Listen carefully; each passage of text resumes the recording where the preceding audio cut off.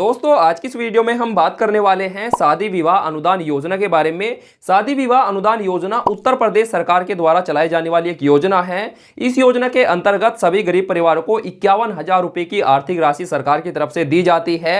अगर आप उत्तर प्रदेश के निवासी हैं और अगर आपके परिवार में किसी भी लड़की की शादी है, आपकी बहन की शादी है, आपकी बेटी की शादी है, तो इस योजना में अप्लाई करके आप सरकार से 51,000 रुपए की आर्थिक मदद ले सकते हैं। तो आज की इस वीडियो में हम डिटेल से बात करने वाले हैं कि कौन कौन लोग इस योजना के लिए अप्लाई कर सकते हैं और इस योजना में अप्लाई करने की क्या क्या एलिजिबिलिटी क्राइटेरिया है और कैसे आपको इस योजना में अप्लाई करना है। तो ये वीडियो आपको एंड तक देखनी है, बीच में स्किप नहीं करना है। तो चलिए वीडियो शुरू करते हैं। तो भाई शादी अनुदान योजना का लाभ लेने के लिए आपको शादी अनुदान की ऑफिशियल वेबसाइट पर आ जाना है। इस वेबसाइट का लिंक मैं आपको वीडियो के डिस्क्रिप्शन में दे दूंगा, उस पर क्लिक करके डायरेक्ट आप इस वेबसाइट पर आ सकते हैं। तो वेबसाइट पर आने के बाद आवेदन करने से पहले कुछ जरूरी बातें हैं जिनको जानना आपके लिए जरूरी है।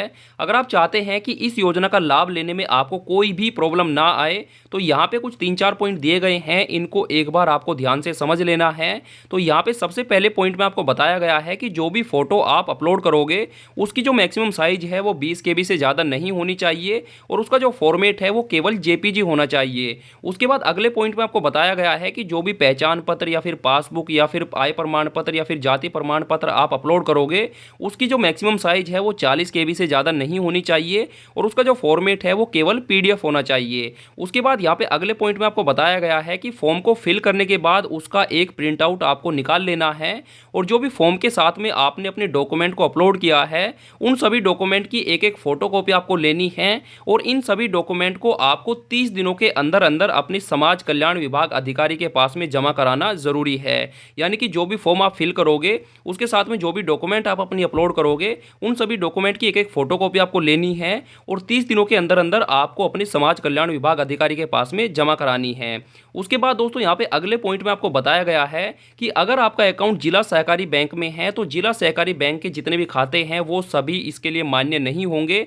यानी कि अगर आपका जिला सहकारी बैंक में अकाउंट है तो आपको अपना किसी दूसरे बैंक में अकाउंट ओपन कराना होगा, तभी आपका जो अकाउंट है वो यहाँ पे मान्य होगा। उसके बाद यहाँ पे जो अगला पॉइंट है ये काफ़ी ज़्यादा इंपॉर्टेंट है। तो इसमें आपको बताया गया है कि इस फॉर्म को आप शादी से 90 दिन पहले फिल कर सकते हैं या फिर शादी होने के 90 दिनों के अंदर अंदर आप इस फॉर्म को फिल कर सकते हैं। शादी होने के 90 दिन के बाद आप इस फॉर्म को फिल नहीं कर पाएंगे, या तो शादी होने से 90 दिन पहले आप इस फॉर्म को फिल कर सकते हैं या फिर शादी होने के 90 दिनों के अंदर अंदर आप इस फॉर्म को फिल कर सकते हैं। उसके बाद दोस्तों यहाँ पे आपको नीचे आओगे तो यहाँ पे आपको एक फॉर्मेट दिया गया है। अब ये फॉर्मेट इसलिए दिया गया है कि जिसका भी आप फॉर्म ये फिल कर रहे हैं या जो भी आपकी पुत्री है या फिर जो भी आपकी बहन है, अगर उसके पास में कोई भी आयु प्रमाण पत्र नहीं है तो इस फॉर्मेट को फिल करके आप आयु प्रमाण पत्र की जगह यूज कर सकते हैं। तो फॉर्म को फिल करने के लिए यहाँ पे आपको 3 ऑप्शन दिए गए हैं। अगर आप SC ST है तो यहाँ पे आपको पहले वाले ऑप्शन पर क्लिक कर देना है और अगर आप OBC है तो यहाँ पे आपको सेकंड वाले ऑप्शन पर क्लिक करना है और अगर आप अल्पसंख्यक है यानी कि माइनॉरिटी है तो यहाँ पे आपको तीसरे वाले ऑप्शन पर क्लिक कर देना है। तो यहाँ पे आपको अपने हिसाब से अपने ऑप्शन पर क्लिक कर देना है। तो जैसे आप क्लिक करोगे तो आपके सामने रजिस्ट्रेशन फॉर्म आ जाएगा, यानी कि आवेदन फॉर्म आ जाएगा। इस फॉर्म को आपको फिल करना होगा। तो भाई सबसे पहले यहाँ पे आपको शादी की डेट को एंटर करना होगा। तो जैसे आप इस पे क्लिक करोगे तो आपके सामने कैलेंडर ओपन हो जाएगा और यहाँ से आपको शादी की डेट को चूज कर लेना है। उसके बाद यहाँ पे आपको जनपद का ऑप्शन मिलेगा, इस पे आपको क्लिक करना है और यहाँ से आपको अपने डिस्ट्रिक्ट को सिलेक्ट कर लेना है। उसके बाद यहाँ पे आपको क्षेत्र का ऑप्शन मिलेगा, तो चयन करे पर क्लिक करना है और अगर आप गाँव में रहते हैं तो यहाँ से आपको ग्रामीण को चूज करना है। अगर आप शहर में रहते हैं तो यहाँ से आपको शहरी को चूज कर लेना है। उसके बाद यहाँ पे आपको तहसील का ऑप्शन मिलेगा, इस पे आपको क्लिक करना है और यहाँ से आपको अपनी तहसील को सिलेक्ट कर लेना है। उसके बाद यहाँ पे आपको विकासखंड का ऑप्शन मिलेगा, इस पे क्लिक करना है, यहाँ से आपको अपने विकासखंड को सिलेक्ट कर लेना है। उसके बाद यहाँ पे आपको ग्राम पंचायत का ऑप्शन मिलेगा, इस पे आपको क्लिक करना है और यहाँ से आपको अपनी जो ग्राम पंचायत है उसको आपको सिलेक्ट कर लेना है। ग्राम पंचायत सेलेक्ट करने के बाद यहाँ पे आपको ग्राम का ऑप्शन मिलेगा, इस पे आपको क्लिक करना है और यहाँ से आपको अपने गाँव को सिलेक्ट कर लेना है।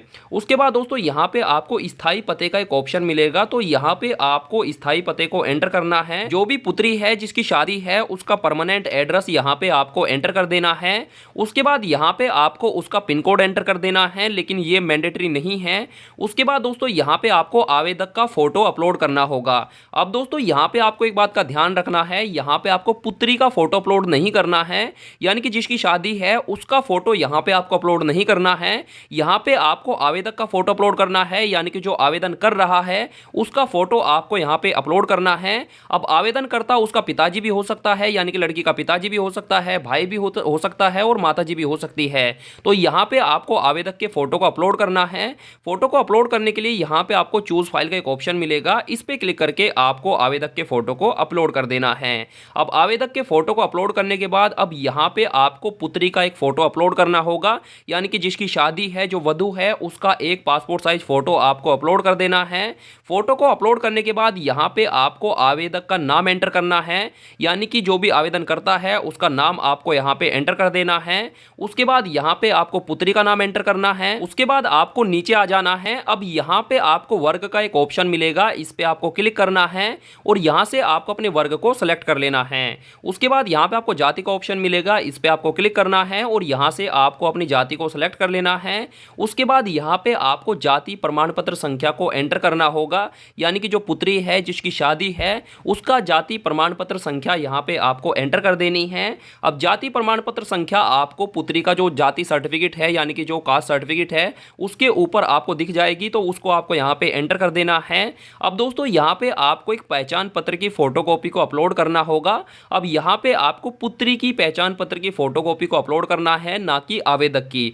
उसके बाद दोस्तों आपको नीचे आना है। अब यहाँ पे आपको आवेदक के पिता या फिर पति का नाम एंटर कर देना है। उसके बाद यहाँ पे आपको आवेदक के जेंडर को सिलेक्ट कर लेना है। उसके बाद यहाँ पे आपको पुत्री के पिता का नाम एंटर कर देना है। उसके बाद अगर आवेदक कर्ता विकलांग है या फिर विधवा है तो वो यहाँ से आपको सिलेक्ट कर लेना है, अगर नहीं है तो यहाँ से आपको कोई भी नहीं को सिलेक्ट कर लेना है। उसके बाद यहाँ पे आपको पुत्री का आवेदक के साथ में क्या संबंध है वो यहाँ पे आपको एंटर करना होगा। उसके बाद यहाँ पे आपको एक मोबाइल नंबर एंटर कर देना है, यहाँ पे आपको एक ईमेल आईडी को एंटर कर देना है। लेकिन अगर आपके पास में मोबाइल नंबर और ईमेल आईडी नहीं है तो इसको आप ब्लैंक छोड़ सकते हैं। उसके बाद यहाँ पे आपसे पूछा जा रहा है कि क्या आवेदनकर्ता अपनी दूसरी पुत्री के लिए इस आवेदन को कर रहा है, तो यहाँ से आपको सेलेक्ट कर लेना है यस या नो। उसके बाद दोस्तों आपको यहाँ पे नीचे आना है। अब यहाँ पे आपको वर का नाम एंटर कर देना है, यानी कि जो भी वधू का वर है उसका नाम आपको यहाँ पे एंटर करना है। उसके बाद यहाँ पे आपको वर का पूरा पता एंटर करना है। उसके बाद यहाँ पे आपको पुत्री की जो जन्म तिथि है वो यहाँ पे आपको एंटर करनी होगी। तो यहाँ पे आपको कैलेंडर का एक आइकन मिलता है, इस पे क्लिक करके यहाँ से आपको पुत्री की जो भी जन्म तिथि है उसको यहाँ से आपको सेलेक्ट कर लेना है। उसके बाद यहाँ पे आपको पुत्री की आयु को वर्ष में एंटर कर देना है। उसके बाद यहाँ पे आपको पुत्री का एक एज प्रूफ को अपलोड करना होगा। तो यहाँ पे आप आधार कार्ड को अपलोड कर सकते हैं या फिर यहाँ पे आप पैन कार्ड को अपलोड कर सकते हैं। तो अपलोड करने के लिए यहाँ पे आपको चूज फाइल पर क्लिक करना है और आपको अपने एज प्रूफ को अपलोड कर देना है। अब दोस्तों एक बात का ध्यान रखना है कि उसका जो फॉर्मेट है वो पीडीएफ होना चाहिए। उसके बाद दोस्तों यहाँ पे आपको शादी के सत्यापन प्रमाण पत्र का एक ऑप्शन मिलेगा, तो यहाँ पे चयन करे पर आपको क्लिक करना है और यहाँ से आपको शादी के कार्ड को सेलेक्ट कर लेना है। उसके बाद यहाँ पे आपको वर की आयु को एंटर करना होगा वर्षों में, तो जो भी वर की आयु है वो यहाँ पे आपको एंटर कर देनी है। उसके बाद यहाँ पे आपको शादी के कार्ड को अपलोड करना होगा, तो यहाँ पे चूज फाइल पर क्लिक करके आपको शादी के कार्ड को अपलोड कर देना है। अब यहाँ पे आपको आवेदक की वार्षिक आय को एंटर कर देना है। उसके बाद यहाँ पे आपको आय प्रमाण पत्र संख्या को एंटर करना है, यानी कि जो इनकम सर्टिफिकेट होता है उसके ऊपर एक एप्लीकेशन नंबर होता है वो यहाँ पे आपको एंटर कर देना है। उसके बाद यहाँ पे आपको आय प्रमाण पत्र की एक फोटोकॉपी को अपलोड करना होगा। तो अपलोड करने के लिए यहाँ पे आपको चूज फाइल पर क्लिक करना है और इस पे क्लिक करके आपको जो आय प्रमाण पत्र है उसको अपलोड कर देना है। उसके बाद यहाँ पे आपको बैंक की डिटेल को एंटर करना होगा। अब जिस भी बैंक में आप अनुदान राशि लेना चाहते हैं उस बैंक की डिटेल को आपको यहाँ पे एंटर करना होगा। तो सबसे पहले यहाँ से आपको अपना जो बैंक है उसका नाम आपको यहाँ से सेलेक्ट कर लेना है। उसके बाद यहाँ पे आपको बैंक शाखा का ऑप्शन मिलेगा, इस पे आपको क्लिक करना है और यहाँ से आपको अपनी बैंक शाखा को सेलेक्ट कर लेना है। अब जैसे आप बैंक शाखा सेलेक्ट करोगे तो यहाँ पे आपका जो आईएफएससी कोड है वो ऑटोमेटिक यहाँ पे एंटर हो जाएगा। उसके बाद यहाँ पे आपको अकाउंट नंबर को एंटर कर देना है। उसके बाद यहाँ पे आपको बैंक पासबुक को अपलोड करना होगा, तो यहाँ पे चूज फाइल पर क्लिक करके आपको बैंक पासबुक को अपलोड कर देना है। उसके बाद यहाँ पे आपको ये कैप्चा एंटर करना है। उसके बाद यहाँ पे सेव करने से पहले आपको अपने फॉर्म को एक बार अच्छे से चेक कर लेना है। अगर आपको लगता है कि सब कुछ सही है तो यहाँ पे आपको सेव पर क्लिक कर देना है। अब जैसे आप सेव पर क्लिक करोगे तो आपके सामने आपके फॉर्म का प्रिंट प्रीव्यू आ जाएगा और ऊपर ही आपको आपका रजिस्ट्रेशन नंबर और पासवर्ड दिखाई देगा। अब इस रजिस्ट्रेशन नंबर और पासवर्ड को आपको सेव करके रख लेना है, क्योंकि बाद में जब आप अपनी एप्लीकेशन के स्टेटस को चेक करोगे या फिर आप अपने फॉर्म को फाइनल सबमिट करोगे तो वहां पे आपको रजिस्ट्रेशन नंबर और पासवर्ड की जरूरत पड़ेगी। उसके बाद दोस्तों यहाँ पे जो प्रिंट प्रीव्यू है इसको आपको यहाँ से प्रिंट कर लेना है, और प्रिंट करने के बाद नीचे आपको अपने हस्ताक्षर करने हैं, या फिर जो भी आवेदक है उसको यहाँ पे अपने हस्ताक्षर करने होंगे, या फिर अगर वो अंगूठा लगाता है तो यहाँ पे उसको अपना अंगूठा लगाना होगा। अब दोस्तों फॉर्म को प्रिंट करने के बाद वापस आपको वेबसाइट के होम पेज पर आना है। अब यहाँ पे आपको अपने फॉर्म को फाइनल सबमिट करना होगा। तो फाइनल सबमिट करने के लिए यहाँ पे आपको आवेदन संशोधन फाइनल सबमिट का एक ऑप्शन मिलेगा, इस पे आपको क्लिक कर देना है। अब यहाँ पे आपको अपना रजिस्ट्रेशन नंबर एंटर कर देना है। उसके बाद यहाँ पे आपको अपना बैंक अकाउंट नंबर एंटर करना है। उसके बाद यहाँ पे आपको अपना पासवर्ड एंटर करना है, लेकिन अगर आप पासवर्ड भूल गए हैं तो यहाँ पे जनरेट पासवर्ड पर क्लिक करके आप अपने पासवर्ड को फॉरगेट कर सकते हैं। उसके बाद दोस्तों यहाँ पे आपको ये कैप्चा एंटर कर देना है और नीचे आपको लॉगिन पर क्लिक कर देना है। अब जैसे आप लॉगिन पर क्लिक करोगे तो आपके सामने कुछ इस तरीके का इंटरफेस आ जाएगा। अब यहाँ पे आपको अपने करंट पासवर्ड को चेंज करना होगा। तो चेंज करने के लिए यहाँ पे आपको अपने करंट पासवर्ड को एंटर करना है। उसके बाद यहाँ पे आपको अपना एक न्यू पासवर्ड एंटर करना है और पासवर्ड आपको स्ट्रॉन्ग बनाना होगा। उसके बाद यहाँ पे आपको यही सेम पासवर्ड दोबारा से एंटर कर देना है कंफर्मेशन के लिए। उसके बाद यहाँ पे आपको ये कैप्चा एंटर करना है और नीचे आपको सबमिट पर क्लिक कर देना है। अब पासवर्ड को चेंज करने के बाद आपको दोबारा से अपनी प्रोफाइल में लॉगिन करना होगा। तो सबसे पहले यहाँ पे आपको अपना रजिस्ट्रेशन नंबर एंटर कर देना है। उसके बाद यहाँ पे आपको अपना बैंक अकाउंट नंबर एंटर करना है। उसके बाद यहाँ पे आपको अपना न्यू पासवर्ड एंटर करना है। उसके बाद यहाँ पे एक कैप्चा एंटर करके और लॉगिन पर क्लिक कर देना है। अब जैसे आप लॉगिन पर क्लिक करोगे तो आप अपनी प्रोफाइल में सक्सेसफुली लॉगिन हो जाओगे और यहाँ पे आपको आपकी डिटेल्स दिखाई देगी। अब दोस्तों आपको अपने फॉर्म को फाइनल सबमिट करना होगा। तो फॉर्म को फाइनल सबमिट करने के लिए यहाँ पे आपको फाइनल सबमिट का एक ऑप्शन मिलेगा, इस पे आपको क्लिक कर देना है। अब जैसे आप फाइनल सबमिट पर क्लिक करोगे तो आपके सामने आपके फॉर्म का प्रिंट प्रीव्यू आ जाएगा और आपका जो फॉर्म है वो सक्सेसफुली सबमिट हो जाएगा। अब दोस्तों ये जो प्रिंट प्रीव्यू है इसको आपको प्रिंट कर लेना है और आपने फॉर्म में जो भी डॉक्यूमेंट अपलोड किए हैं उन सभी डॉक्यूमेंट की एक एक फोटो कॉपी आपको इस फॉर्म के साथ में अटैच करनी है और 21 दिनों के अंदर अंदर ये जो डॉक्यूमेंट है ये सभी डॉक्यूमेंट आपको अपने समाज कल्याण विभाग अधिकारी के पास में सबमिट कर देने हैं।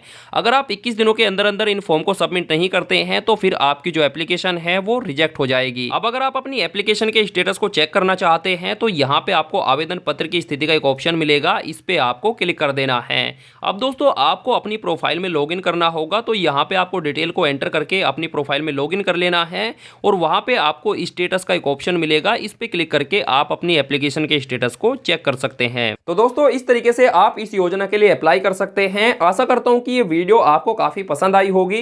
अगर आपको ये वीडियो पसंद आई हो तो डेफिनेटली यार वीडियो को लाइक कर देना, शेयर कर देना, और अगर आपके मन में कोई भी डाउट है, कोई भी सवाल है तो आप मुझे कमेंट कर देना या फिर आप मुझे इंस्टाग्राम पर मैसेज कर सकते हैं और इंस्टाग्राम की जो लिंक है वो आपको वीडियो के डिस्क्रिप्शन में मिल जाएगी। अगर आप चैनल पर नए हैं, सब्सक्राइब नहीं किया है तो घंटा बजा के करना। फेसबुक पर वीडियो देख रहे हैं तो पेज को लाइक और फॉलो जरूर कर देना।